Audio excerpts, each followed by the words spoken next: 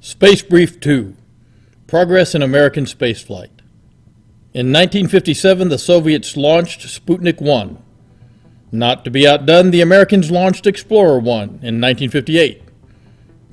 The Soviets upped the ante by successfully launching a human into orbit in April 1961.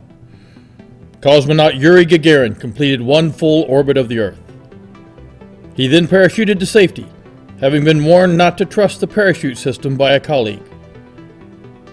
The Americans called that bluff in May 1961 by sending Alan Shepard on a ballistic suborbital flight. The Soviets were clearly ahead when their brilliant engineer, Sergei Korolev, sadly died during surgery in 1966. The N-1 Soviet lunar rocket was then put in the hands of bureaucrats who, at great expense, managed to blow 4 of them up. By 1969, the Americans had made it to the moon with 3 astronauts.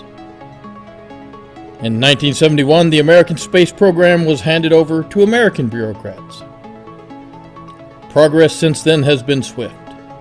In 1972, Americans abandoned the moon, never having established a permanent base. In 1973, the Americans accomplished the amazing goal of abandoning the most powerful rocket ever built by humans. Americans went from being able to go to the moon, over 380,000 kilometers from the Earth, to being able to go here, low Earth orbit, a maximum of 2,000 kilometers from Earth, accomplishing an amazing reduction in capability of 99.5%. No bureaucracy in the history of the world has matched this feat since. But someone came close in 2011, when the Americans went from being able to go here to doing this. This is your captain speaking. You'll be flying at an altitude of 14 inches. Our flight should last less than 2 seconds.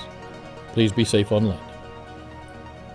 It is now 2020, and with the benefit of billions of dollars given to Boeing, we are now able to look at various expensive pieces of a giant rocket, less capable than the Saturn V, which was designed in 1961 and flown in 1967.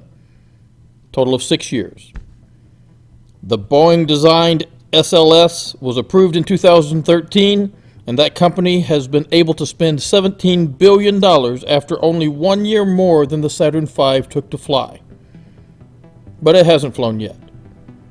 It is expected, after exhausting all possible cost overruns, to launch in 2021. The bureaucrats would have been able to declare victory if it were not for those darn immigrants. You never know which ones to keep out. Elon Musk came here with no wealth and seemingly few prospects.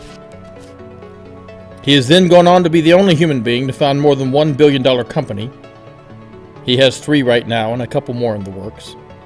One of those companies, SpaceX, is unfairly accomplishing its goal of returning Americans to space by deceitfully testing its stuff before sending it up and not subcontracting, thereby denying several layers of ineffective bureaucracy the vital money they need and have earned by the accomplishment of knowing the right people. But as I report these troubling findings, Elon Musk and SpaceX has a rocket on the pad ready to go. In about 2 days, he may completely reverse all the hard work of the bureaucrats and return America to space. This has been a Space Brief.